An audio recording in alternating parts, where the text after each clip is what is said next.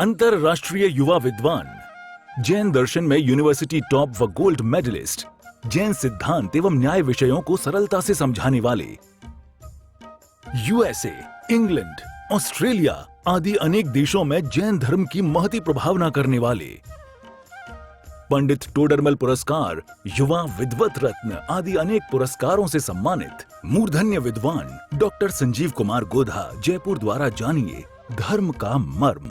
मुंबई के एक साधर्मी भाई की ओर से इन प्रवचनों का प्रसारण किया जा रहा है। धर्म क्या है? 1 घंटे का प्रवचन सिर्फ यही था, धर्म क्या है। यद्यपि काफी बातें तो वही होती है जो अपने आप सुनते रहते हो, वस्तु स्वभाव धम्मो, ऐसी तरह की बातें। ये और भी कई पहलू उसमें उजागर हुए, जिसमें धर्म क्या है, इसलिए धर्म भावना की चिंता कर रहे हैं ना, चर्चा कर रहे हैं ना अपन यहाँ। तो धर्म आत्मा का हित करने वाला है। देशयामी समीचीनम धर्मम कर्म निवर्हणम संसार दुख तय सत्वान यो धरत्तमे सुखे। रत्नधर श्रावकाचार्य हम कहते हैं समंत भद्राचार्य देव, जो तुझे उत्तम सुख में ले जाकर के धरे उसका नाम धर्म है। धर्म धारण किया जाता है, धार्यति इति धर्म है, जो धारण किया जाए उसका नाम धर्म है। धर्म प्रवृत्ति का नाम नहीं है, बाह्य आचरण का नाम नहीं है, बाह्य क्रिया का नाम नहीं है। ये धर्म कुछ और चीज है, जो अंदर की चीज है। इस धर्म में परतंत्रता नहीं होती, इस धर्म में पराधीनता नहीं होती, इस धर्म में दिखावा नहीं होता। ये धर्म स्वाधीन है, ये धर्म किसी और दूसरे के अधीन नहीं है। कोई दूसरा व्यक्ति किसी क्रिया को करने से हमारे को रोके तो हम धर्म न कर पाए, ऐसी परतंत्रता धर्म में नहीं है। धारण करने की बात समझाते ना, माने इतनी परतंत्रता नहीं है कि जिसमें कोई व्यक्ति कहे कि तुम माला नहीं फेर सकते, तोड़ दी तुम्हारी माला को, शास्त्र फाड़ दिए तुम्हारे, अब पढ़ो, देखो कैसे पढ़ते हो, हम भी देखें।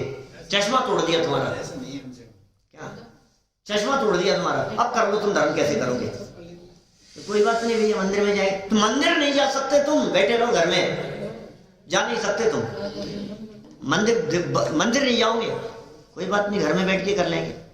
बंद कर दिया तुम्हारे को, ताले में बंद कर दिया, अब तो नहीं कर सकते ना। रोटियां नहीं मिलेगी तुम्हारे को, अब करके दिखाओ कैसे करोगे। नमोकार मंत्र बोलेगा नहीं, जवान छीन लेते, एक शब्द नहीं निकलना चाहिए, मुंह के ऊपर पट्टी लगा दी, आंखें बंद कर दी, आंख से देख नहीं सकता, कान में कीलें ठोक दी, बोलो अब नहीं, अब तो धर्म नहीं कर सकता। अब आंखें बंद तेरी, आंखों के ऊपर बांध दी पट्टी, जबान तेरी काट दी गई, कान तेरे फोड़ दिए गए पर्दे, तू कुछ सुन नहीं सकता, कुछ आंखों से देख नहीं सकता, जबान से कुछ बोल नहीं सकता। अब करके दिखा तू कैसे धर्म करेगा, बोलो। बढ़िया होगा, अब कर सकता है कि नहीं? कर सकता है। अरे ये जो भोगों में रहने वाले व्यक्ति होते हैं, क्या किसी लड़की के पिता ने कह दिया उसे कि आंख उठा करके देखा तो तेरी आंखें फोड़ दूंगा, नाम मत लेना इसका जबान से, निकाल दिया उसको, बंद कर दिया उसको, आंखें फोड़ दी उसकी, कान बंद कर दिए उसके, सब बंद कर दिया। अब बता कि अभी भी मुझे स्पष्ट दिख रही है, कब क्या बोलो। ये लिखा आचार्य देव ने श्लोक, स्पष्ट लिखा है, पिहिते कारागारे तमसी चे सूची मुखाग्र दुर्भेदे मई चे निमिलित नयने तथापि कांताननम व्यक्तम। मूल श्लोक में न्याय के शास्त्रों में लिखा है, ज्ञान की पर्याय को कौन रोके। साथ ऐसे जो श्लोक बोला ना मैंने अभी संस्कृत का, इसका अर्थ क्या है? वे कहते हैं, कहां से शुरू किया था? पिहिते कारागारे, बहुत बंद कर दिया गया ऐसे कारागार में, ऐसी जेल में ले जाकर के उसे बंद कर दिया गया।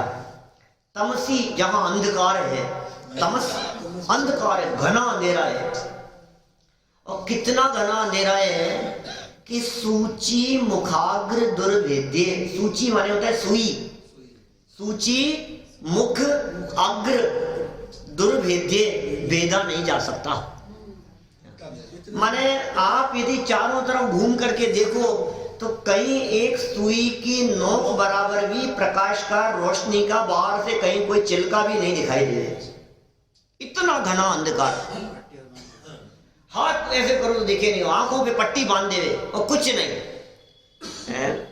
तमसी चे सूची मुखाग्र दुर्भेद्य और मई चे निमिलित नयने, उन्मिलित माने तो खुली हुई, नयन मतलब आंखें, और आंखों को बिल्कुल बंद कर दिया गया है कस के। तथापि कांता माने स्त्री, पत्नी, ऐसा समझो आप, क्यों किसी और की बात करो। कांता, आनन कहते हैं मुख को, कांता आननम व्यक्तम, स्पष्ट दिखाई दे रहा है। अब बोल तू क्या बिगाड़ देगा मेरा, कोई बात तो नहीं, क्या फिर भी दिख रहा है। अब कह रहे हैं जब वो विषय कषाय में रचे पचे लोगों को अपनी पत्नी का मुख, स्त्री का मुख, बाहर में अनेक प्रकार की यातनाएं देने पर भी, पत्नी के मुख में तो क्यों यातनाएं देगा, प्रेमिका के मुख की बात करनी पड़ेगी आपको, कि जहां उसको देख बहुत यातनाएं दी, नहीं देखते हैं ऐसे, खूब पीटा उसको कि आंख उठा करके मत देखना मेरी लड़की की तरफ, लड़की को बंद कर दिया जाए। रोजाना मूवीज में इस तरह की घटनाएं रोज दिखाते हैं। अब कर ले क्या करेगा, और लहू लुहान कर दिया उसको, बांध दिया उसको, और फिर भी वो क्या कह रहा है कि फिर भी कोई बात नहीं, तुम बिगाड़ लो कुछ भी। मैं तैयार हूं, मार दो, जब तक मैं जिंदा हूं, क्या तब तक तो है पक्का मजनू। अभी सोचो आप, दुनिया की हालत ऐसी, अरे नहीं होता है ऐसा, घर से निकालने को तैयार है, संपत्ति से बेदखल करने को तैयार है, और वो तैयार है कि हाँ कोई बात नहीं, मुझे नहीं चाहिए आपका पैसा, घर से निकाल देंगे तुम्हें, तो तैयार हो जाता है व्यक्ति, कोई बात नहीं, रह लेंगे हम, जंगल में रह लेंगे, झोपड़ी बना करके रह लेंगे, कहीं भी रह लेंगे क्या, लेकिन नहीं चाहिए आपका पैसा, शादी करूंगा तो इसी से करूंगा। अब ऐसी हालत जिसकी हो, अभी हम आपसे कह रहे हैं कि उसके आंख नाक कान निकाल देने के बावजूद भी जैसे दिख रहा है, तो वो व्यक्ति जब कर सकता है, प्रेम कर सकता है इतनी सब संकट आने पर, तो ये धर्मात्मा व्यक्ति उपसर्ग आ रहे हैं, माथे पे सिगड़ी जल रही है, गरम गरम लोहे के आभूषण पहना दिए गए, आंखें नोच ली गई, गाड़ी में पेल दिया गया। अब बताओ, अब तो तू धर्म नहीं कर सकता कि बेटा तू देखता रहे और ये देख देव लोग आ गए, केवल ज्ञान की प्राप्ति हो गई, बोल भगवान बन गया। ये क्या हुआ बताओ तो सही। ये धर्म, ये पराधीन नहीं है बिल्कुल भी, स्वाधीन करती है, इतनी स्वाधीन वृत्ति है। बाहर में कुछ भी होता हो, कितने बड़े संकट कुछ भी होता हो, लेकिन अंदर की चीज है ना, मैं, मेरी ज्ञान की पर्याय और मेरा ज्ञायक आत्म तत्व, मेरी ज्ञान की पर्याय जो जानने वाली है, जो जानने का काम करने वाली है, और जानने में जिसे आना है वो भी मैं ही हूं। जिसे जानने में आना है उसे कोई ढक नहीं सकता, और जो जानने वाली पर्याय है उसे कोई रोक नहीं सकता। अब कहां परतंत्रता का काम है, बिल्कुल पराधीनता नहीं है। इतने गजब की है ये बात, ये है ना, आत्मा का हित करने, हित इसलिए है कि पराधीन तो अपने उन सुख नहीं, और स्वाधीनता से बढ़कर कोई भलाई हो नहीं सकती। मैं स्वतंत्र हूं, इससे ज्यादा और भला काम क्या हो सकता है मेरे लिए।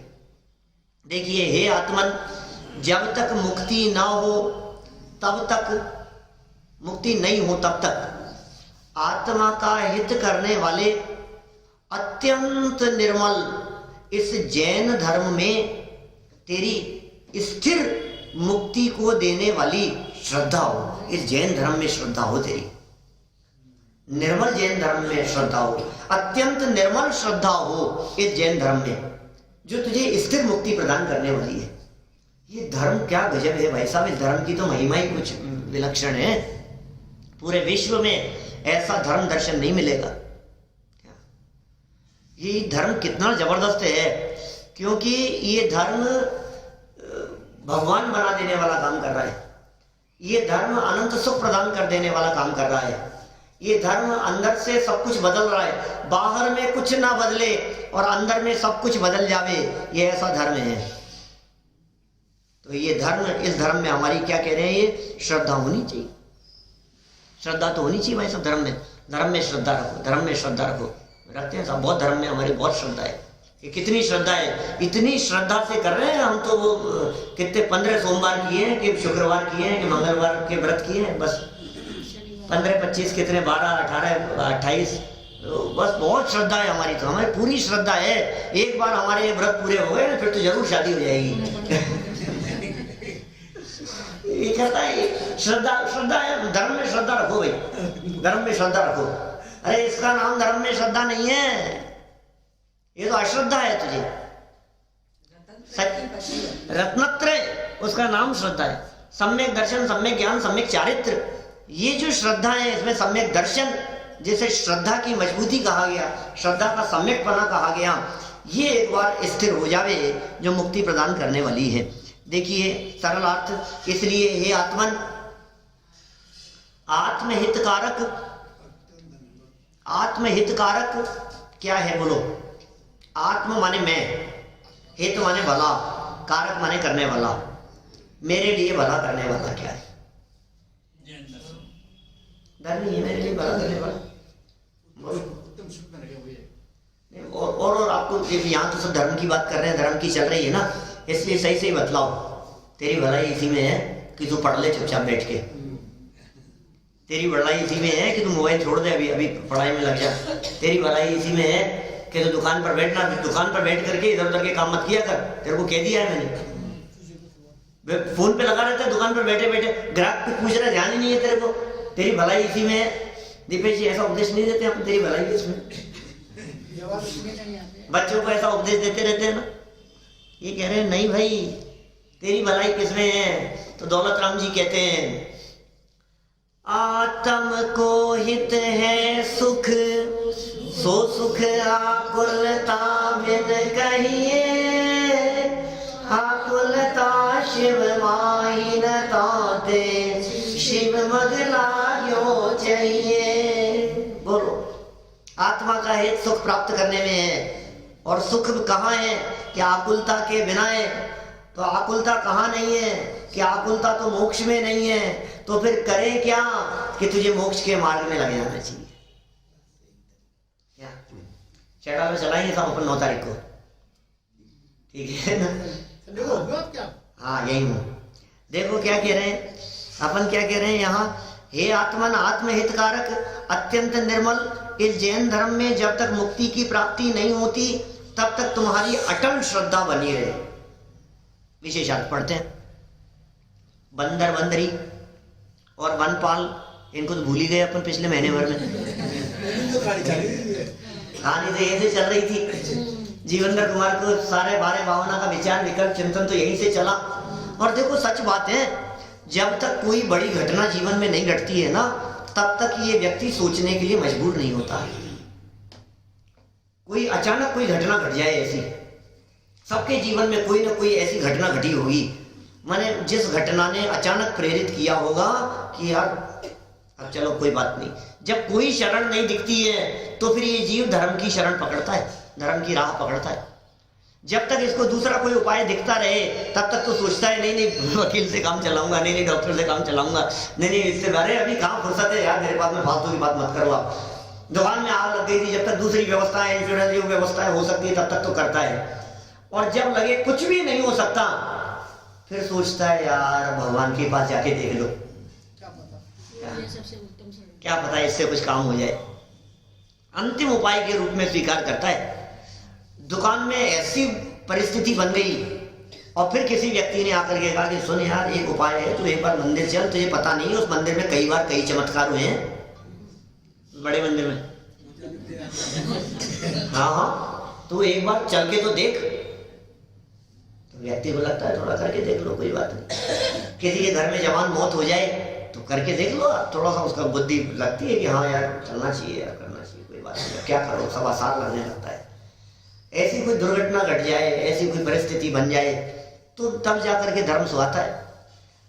कोई ऐसा दृश्य देखने को मिल जाए, आंखों के सामने किसी की हत्या हो जाए, हाँ हमारा तो परिचित नहीं था लेकिन दृश्य ऐसा देख लिया, घटना ही ऐसी देख ली हमने कि जिसे देखने के बाद में अब ऐसा लगता है कि यार ये तो कुछ भी किसी के साथ भी हो सकता है। उसने गोली मारी मेरे आंखों के सामने, वो मर गया और मैं वहीं था और बगल से निकला था मैं, और मेरी भी लग सकती थी। और ये ऐसा झटका लग गया इसको कि ये तो घबराहट होने लग गई। ऐसा धर्म कर लो थोड़ा बहुत, नहीं तो जीवन कभी भी धोखा हो सकता है। देखिए, बंदर बंदरी और वनपाल के बीच घटित वैराग्य उत्पादक विशिष्ट घटना को देखकर राजा जीवनधर कुमार को संसार, शरीर एवं भोगों से विरक्ति हो गई। विरक्ति हो गई उन्हें, संसार का स्वरूप देख करके विरक्ति हो गई। ये देखो क्या नाटक दिखाई दे रहे हैं। और उसने पूरा का पूरा जीवनधर स्वामी ने वो जो घटना उसके साथ में घटी, बंदर बंदरी के साथ में, उसको अपने ऊपर घटित करके देख लिया था।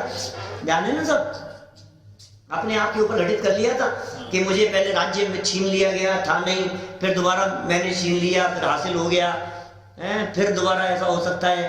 तो ये सब उसने बिल्कुल देखा घटना को, और देख करके पूरा का पूरा महसूस किया। संसार से, शरीर से और भोगों से विरक्ति हो गई। भाई, संसार का तो स्वरूप ही ऐसा ही है, जिसका गहराई से विचार करे और विरक्ति न होवे, ऐसा नहीं हो सकता। शरीर इतना अशुचि और इतना अपवित्र है कि तू गहराई से इसके बारे में विचार करे और तुझे वैराग्य ना हो, ऐसा हो नहीं सकता। भोगों का स्वरूप इतना मलिन, इतना गंदा है कि तू गहराई से उसके बारे में विचार करे तो तू विरक्त हुए बिना रह नहीं सकता। तीन बातें कही है। जगत काय स्वभाव हुआ संवेग वैराग्यार्थम, 7वें अध्याय का सूत्र है ये, तत्वार सूत्र का। जगत का, काय का स्वभाव, जगत काय स्वभाव हुआ, ये कह रहे हैं संसार, शरीर और भोग, इनसे विरक्ति हो गई उनको, क्योंकि उन्होंने गहराई से इनके बारे में विचार किया। इस कारण उन्होंने अनित्य आदि 12 भावनाओं का चिंतन किया है। 11वें स्तंभ के श्लोक क्रमांक 29 से लेकर श्लोक 80 तक कितने श्लोक हो गए? 52 हो गए, 52 श्लोक हो गए। 52 श्लोकों में 12 भावनाओं की चर्चा की, कितनी विस्तार से चर्चा की, और खूब हमने विस्तार से यहाँ चर्चाओं को पढ़ा, सुना, देखा। अब हम आपसे पूछते हैं, इन 12 भावनाओं का इतना गहराई से विचार चिंतन करने पर भी थोड़ी विरक्ति हुई कि नहीं हुई? कुछ थोड़ी विरक्ति तो हुई। अरे राव, तो इतने दिन पुरानी बात हो गई। जिस दिन सुना था ना अनित्यता का, उस दिन तो थोड़ी सी हुई थी। जिस दिन संसार भावना का सुना था, उस दिन थोड़ी सी हुई थी। फिर वो बीच बीच में गैप लग जाता है ना, तो हमारे को थोड़ा सा डोज मिलती रहती है दूसरी विषय की जाएगी कि भाई चिकने घड़े मत बनो, गहराई से विचार करो इस धर्म के बारे में। इन्होंने बहुत सुंदर लिखा देवशत गुरु पूजन में। क्या लिखा बतलाओ? मतलब हमने वो तो पंक्तियां पढ़ी नहीं, बहुत दिन हो गए। लोकांत विराजे क्षण में जा, निज लोक हमारा बासा हो, शोकांत बने फिर हमको क्या। जागे मम दुर्लभ बोधि प्रभो, दुर्नय तम सत्वर टल जावे, बस ज्ञाता दृष्टा रह जाऊं, मद मत्सर मोह विनश जावे। फिर ये धर्म भावना, चिर रक्षक धर्म हमारा हो धर्म हमारा चिर साथी, जग में न हमारा कोई था, हम भी न रहे जग के साथी। अरे कोई हमारा साथी नहीं है, हम भी किसी के साथी नहीं रहे, तो हमारा कौन है सच्चा साथी?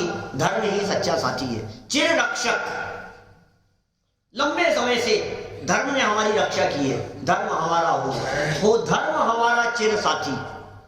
चिर रक्षक धर्म हमारा हो धर्म हमारा चिर साथी, जग में न हमारा कोई था, हम भी न रहे जग के साथी। ये धर्म ही वो है जो साथी अनंत काल तक साथी रहने वाला है। ऐसे धर्म की बात कही। देखिए आगे एक पैराग्राफ और है, पूरी करते हैं इस बात को।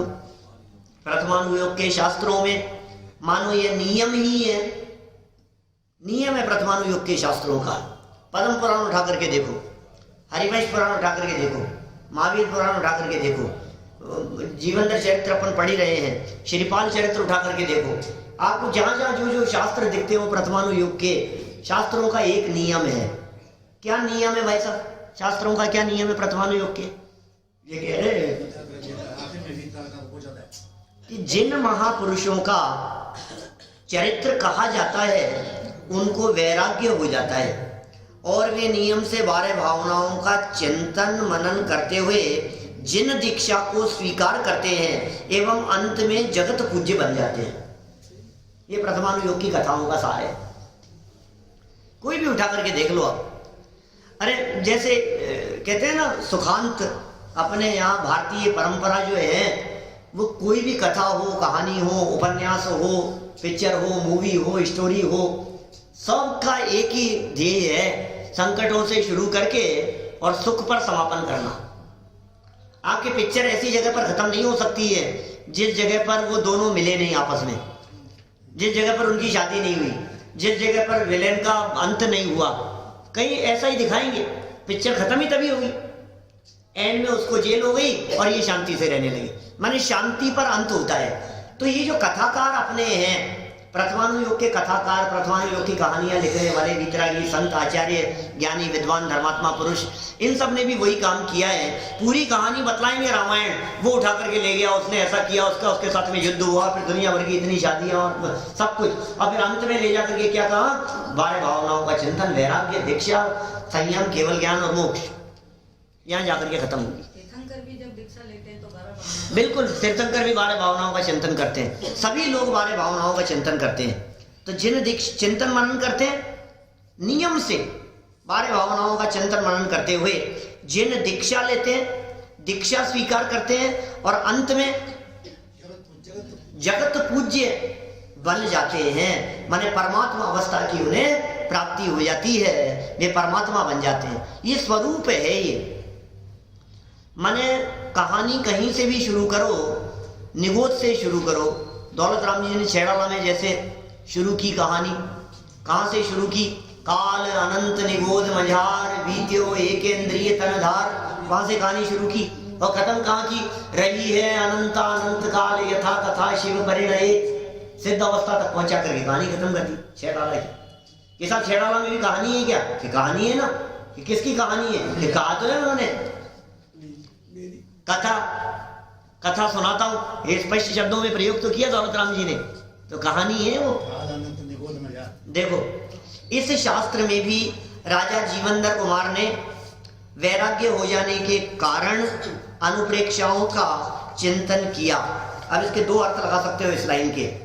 वैराग्य हो जाने के कारण, जब वैराग्य हो गया तो अनुप्रेक्षाओं का चिंतन किया। वैराग्य हो जाने के कारण जब वैराग्य हो गया तो बारह भावनाओं का चिंतन करना शुरू किया। अब दूसरी तरह से लगाओ, वैराग्य हो जाने के कारणभूत अनुप्रेक्षाओं का चिंतन किया, माने अनुप्रेक्षाओं के चिंतन से वैराग्य हो जाता है, जो सबके लिए अत्यंत उपयोगी है।